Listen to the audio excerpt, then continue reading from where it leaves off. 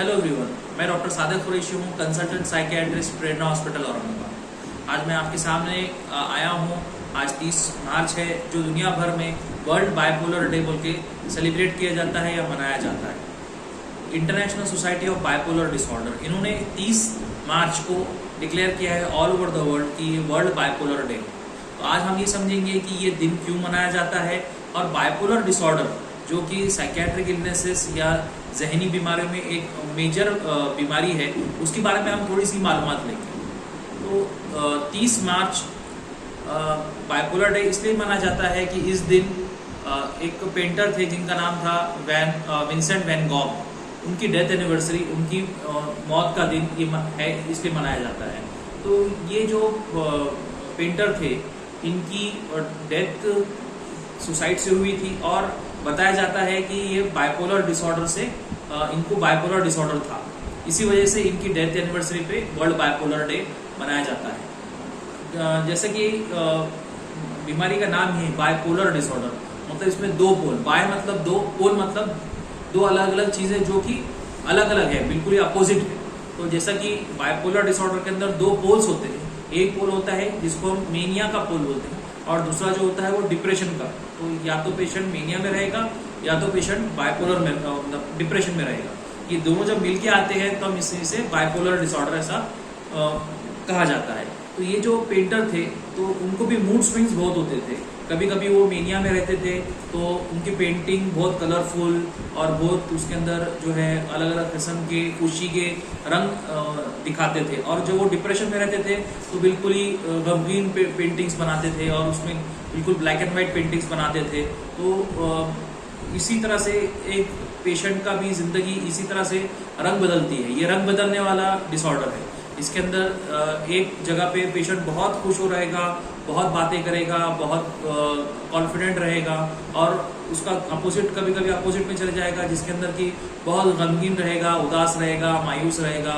तो आइए हम आज देखते हैं कि बाइपोलर डिसऑर्डर में होता क्या है। तो जनरली ये जो बीमारी है ये जनरली 15 साल से लेके 25 साल के बीच में शुरू होती है। ये आदमियों में और औरतों में दोनों में मतलब सेम उसमें पाई जाती है, मतलब 1:1 रेशो। जितने मेल्स अफेक्ट होते हैं उतने फीमेल्स अफेक्ट होते हैं। ये बीमारी के अंदर जेनेटिक कंपोनेंट अच्छा खासा होता है, बहुत होता है। तो अगर किसी के खानदान में ये बीमारी है तो आने वाली जनरेशन में चांसेस रहते हैं कि ये बीमारी हो। दूसरा सवाल ये होता है कि ये बीमारी होती क्या है। तो ये बीमारी के अंदर पेशेंट्स को मूड स्विंग्स के एपिसोड होते हैं। एपिसोड मतलब वक्फे से पेशेंट के अंदर तब्दीली उसके मूड के अंदर, उसके फीलिंग्स के अंदर, उसके मूड के अंदर, उसके ख्यालात के अंदर होती है। तो पहला फेज जो है जिसको हम मेनिया फेज बोलते हैं, ये ज्यादा वाला फेज है, बहुत ज्यादा। मतलब पेशेंट बहुत ज्यादा खुश रहेगा, पेशेंट बहुत बड़ी बड़ी बातें करेगा, पेशेंट जो है बड़े बड़े उसके कंटिन्यूस उसके दिमाग में ख्यालात चलते रहेंगे, बड़ी बड़ी प्लानिंग रहेगी। मैं कुछ एग्जांपल्स देके आपको समझाना चाहता हूँ कि एक पेशेंट था हमारे पास जो कि लेबर क्लास का पेशेंट था, लेकिन उसने क्या किया कि अपनी जितनी सेविंग थी वो सेविंग से उसने ऑल ओवर इंडिया के प्लेन के टिकट्स करवाए और खर्च दिया, और खर्च लेकर वो प्लेन से पूरा ऑल ओवर इंडिया घूमता रहा, जबकि वो उसकी महीने की आमदनी जो है 10 से 15 हज़ार के ऊपर नहीं थी। तो इसी तरह से पेशेंट जो है बड़े बड़े ख्वाबों की दुनिया में रहते हैं, बड़ी बड़ी बातें करते हैं, अपने आप को बहुत बड़ा समझते हैं। इसको इंक्रीज सेल्फ एस्टीम बोलते हैं। और ये इंक्रीज सेल्फ एस्टीम एक लेवल पे आके इतना बढ़ जाती है कि मैं बहुत बड़ा आदमी हूँ, मैं कोई भी काम कर सकता हूँ, मैं किसी भी लेवल तक जा सकता हूँ। लेकिन उतनी उसका पेशेंट का उतना रियल में उतना लेवल नहीं रहता है। लेकिन ये ओवर कॉन्फिडेंट की वजह से ये पेशेंट ऐसा बिहेव करता है। पेशेंट जो है कभी कभी बहुत पैसे खर्च करता है। जैसे कि कोई अगर 5 रुपए की चीज लाने की चीज है, एक चीज लाने की जरूरत है, तो कंटिन्यू जो है वो 25-30 चीजें रहेंगी। जैसे कि कपड़े लाना है, एक आधा पेशेंट जो है वो कपड़े एक शर्ट की जरूरत है या 2 शर्ट की जरूरत है, लेकिन दर्जन भर या 2 दर्जन भर कपड़े उठा के लेके आ जाता है। तो इसी तरह से बिजनेस के अंदर भी बड़े बड़े जो डिसीजन जो कि गलत डिसीजन होते हैं वो ले लेता है, जिसके अंदर बहुत ही ज्यादा पैसा इन्वॉल्व रहता है और बाद में फाइनेंशियल लॉसेस होते हैं। इसके अंदर पेशेंट की एक और चीज होती है कि उसकी नींद बहुत खराब हो जाती है। नींद खराब होने का मकसद ये है कि पेशेंट सिर्फ 2 या 3 घंटे सोता है और उसको ऐसा लगता है कि वो फ्रेश है, बहुत फ्रेश रहता है। 2-3 घंटे सोने के बावजूद भी एनर्जी लेवल्स बहुत हाई रहते हैं, पूरा फुल ऑफ एनर्जी रहता है पेशेंट्स।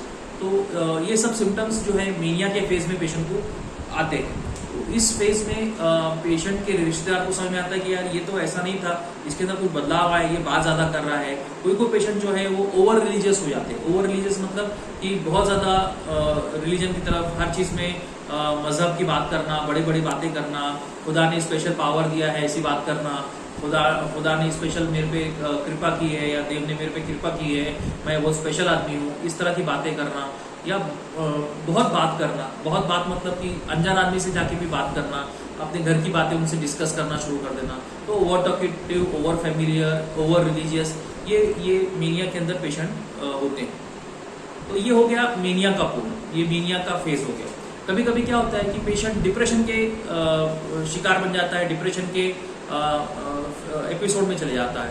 तो जैसा कि हम सब जानते हैं, डिप्रेशन के जो सिम्टम्स होते हैं, जिसमें उदास होना, मायूस होना, एनर्जी लेवल्स जो अपने जिस्मानी जो कुव्वत है वो कम हो जाना, उसके बाद निगेटिव थॉट्स आना, ऐसा लगना ज़िंदगी बेमतलब है, अपन क्यों जी रही नहीं मालूम, मर गए तो अच्छा है, होपलेसनेस, हेल्पलेसनेस और सुसाइडल थॉट्स तक भी पेशेंट को आ सकते हैं। जिस तरह से मेनिया में पेशेंट सोता नहीं था, बस 2 या 3 घंटे सोता था फिर भी फ्रेश रहता था, तो डिप्रेशन के पेशेंट में या तो वो ज़्यादा सोएंगे या तो वो बिल्कुल कम सोएंगे। जैसा कि मेनिया के अंदर बहुत बड़े बड़े ख्यालात, ओवर कॉन्फिडेंट रहता है पेशेंट, उसका अपोजिट होता है डिप्रेशन के अंदर, जिसके अंदर की पेशेंट बहुत कम बात करता है, बिल्कुल कॉन्फिडेंस नहीं रहता है, होपलेसनेस फील करता है, हेल्पलेसनेस फील करता है, ऐसा लगता है ज़िंदगी क्यों जी रहा है, बस मर गए तो अच्छा है। तो इसी फेज के अंदर बहुत सारे पेशेंट जो है सुसाइड अटेम्प्ट करते हैं। सर्वे के हिसाब से 10 to 14%, 10 से 14% जो पेशेंट है जो सुसाइड करते हैं, उसमें से बाइपोलर डिसऑर्डर में सफ़र करते हैं। जिनकी मैंने पहले शुरुआत में मेरे टॉक से शुरुआत में बात की थी, विंसेंट वैन गॉग, उन्होंने भी अपनी जान सुसाइड करके दी थी। तो वो डिप्रेशन में थे उस टाइम पे। तो ये हो गया डिप्रेशन का फेज। तो ये दोनों मिला के जो है हम बाइपोलर डिसऑर्डर ऐसे कहते हैं। अब तीसरा जो सवाल हमारे सामने आता है कि इसको अपने को करना क्या है, इसका ट्रीटमेंट क्या है। तो जो देखिए, ट्रीटमेंट इसका के 2 हिस्से हैं। एक तो है गोली दवा का ट्रीटमेंट, जिसको हम फार्माकोथेरेपी बोलते हैं, और एक है काउंसलिंग का ट्रीटमेंट, जिसमें हम बातचीत करके पेशेंट को उसके जहन के ख्यालात को तब्दील कर सकते हैं। तो जैसे कि मैंने बताया कि बाइपोलर डिसऑर्डर के अंदर मेन जो प्रॉब्लम होता है वो मूड स्विंग्स का होता है। मूड ऊपर नीचे, मेनिया डिप्रेशन में घूमते रहता है। तो एक ग्रुप ऑफ ड्रग है जिसको हम मूड स्टेबलाइजर, जैसा कि एक वोल्टेज होता है, वोल्टेज स्टेबलाइजर आपने सबने सुना होगा। जैसे कि उसका काम ये रहता है कि ना ज़्यादा वोल्टेज जाना चाहिए ना कम वोल्टेज जाना चाहिए, एक मिनिमम जो नॉर्मल वोल्टेज जाना चाहिए। उसी तरह से ये मूड स्टेबलाइजर मेडिसिन जो होते हैं वो अपने मूड को कंट्रोल करते हैं। उसके अंदर जो फ्लक्चुएशंस है, जो उतार चढ़ाव है, उसको बिल्कुल कम करने की कोशिश करते हैं और अपना मूड नॉर्मल रखने की कोशिश करते हैं। तो उसे हम मूड स्टेबलाइजर्स बोलते हैं। तो वो उसका मेन स्टेट ट्रीटमेंट है। और भी बाकी नींद के लिए गोली दवाई है। तो ये उसका फार्माकोलॉजिकल ट्रीटमेंट हो गया। जो दूसरा है, जो काउंसलिंग है, तो काउंसलिंग के अंदर बाइपोलर डिसऑर्डर के अंदर 2 मेन ट्रीटमेंट है। जैसे कि कोई पेशेंट डिप्रेशन में है तो उसकी काउंसलिंग करके उसके अंदर, उसके जहन के अंदर जो ख्यालात आ रहे हैं उसको कम से कम उसको कैसा बदला सकते हैं उसको, और उसके अंदर कैसा चेंजेस करके उसको डिप्रेशन से बाहर ला सकते हैं। ये थेरेपी का नाम है कॉग्निटिव बिहेवियर थेरेपी, जिसमें अपना कॉग्निशन मतलब अपने ख्यालात और अपना बिहेवियर, इसको चेंज करते हैं। बाइपोलर डिसऑर्डर के अंदर एक स्पेशल थेरेपी होती है जिसको बोलते हैं इंटरपर्सनल सोशल रिदम थेरेपी, जिसके अंदर पेशेंट को अपने सोशल रिलेशंस और अपने नींद का जो है वो रोज का रोज चार्टिंग करना होता है। तो और पेशेंट को समझाया जाता है कि नींद कितनी अहमियत की है। तो ये हो गया इंटरपर्सनल सोशल रिदम थेरेपी और कॉग्निटिव बिहेवियर थेरेपी। अब बाइपोलर डिसऑर्डर के कुछ गलतफहमी हमारे दिमाग में है, तो वो भी मैं आपसे क्लियर करना चाहता हूँ। सबसे पहले गलतफहमी ये होती है कि जैसा कि आमतौर पे जो जहनी मसले उसमें गलतफहमी होती है कि ये गोली दवा जो है वो ज़िंदगी भर लेना पड़ती है या इससे किडनी और लीवर खराब होता है। तो मैं बताना चाहूँगा कि ये कोई ज़िंदगी भर लेने की बीमारी नहीं है। ये एपिसोड में आती है, मतलब एक 15-20 दिन पेशेंट को रहेगा, वो फिर उसके बाद ठीक हो जाएगा। फिर नेक्स्ट एपिसोड 1 साल 2 साल बोल नहीं सकते कब आएगा। तो अगर पहली बार अगर बीमारी हो रही है, पहला एपिसोड है, तो 6 महीने से साल भर तक अपने को उसका ट्रीटमेंट करना जरूरी है। अगर सेकेंड टाइम थर्ड टाइम आती है तो कम से कम 2 साल से 3 साल करना जरूरी है। और अगर मल्टीपल एपिसोड्स आ रहे हैं तो हमारा ट्रीटमेंट का मेन एम, हमारा मेन जो मकसद है वो ये है कि नेक्स्ट एपिसोड, मतलब अगली बार ऐसा कुछ फिर से नहीं आना, तो उसको मेंटेनेंस फेज बोलते हैं। मतलब नेक्स्ट एपिसोड नहीं आना, उसके लिए हम कैसा बचाव कर सकते हैं। तो ये ट्रीटमेंट का पार्ट हो गया। तो ये गलतफहमी अपने जहन से निकालना है कि ये इससे किडनी खराब होती है, लीवर खराब होता है, या ये जिंदगी भर खाना पड़ती है, या फिर ये इसे जहन पेशेंट दिन भर सोते रहता है। तो ऐसा कुछ भी नहीं है। अभी जो रिसेंट मेडिसिन आए हैं उसके अंदर कम से कम नींद और कम से कम ट्रीटमेंट पे पेशेंट मेंटेन रहते हैं। ये जो पेशेंट है ये बिल्कुल अपनी रोजमर्रा की जिंदगी गुजार सकते हैं, ये शादी कर सकते हैं, इनको बच्चे जो नॉर्मली लोग होते हैं वैसे ही बच्चे होंगे, ये अपनी जिंदगी बिल्कुल एक नॉर्मल इंसान की तरह गुजार सकते हैं। तो आज का मकसद ये वीडियो बनाने का ये था कि हम बाइपोलर डिसऑर्डर के बारे में थोड़ी सी आप लोगों को मालूमात दें और इसके बारे में जो गलतफहमियां हैं वो थोड़े से दूर करें। तो मैं उम्मीद करता हूं कि आपको बाइपोलर डिसऑर्डर के बारे में कुछ चीज़ें समझ में आई होंगी। और अगर आपके पास कोई ऐसा पेशेंट है तो डेफिनेटली उसको ट्रीटमेंट के लिए लेके जाइए और ट्रीटमेंट करना ज़रूरी है। ये बीमारी 100% ठीक होने वाली बीमारी है। मेंटल इलनेसेस के अंदर 100% ठीक होने वाली बीमारी है। तो ये हमें आज मैसेज, टेक होम मैसेज इस चीज़ से लेना है। Thank you very much.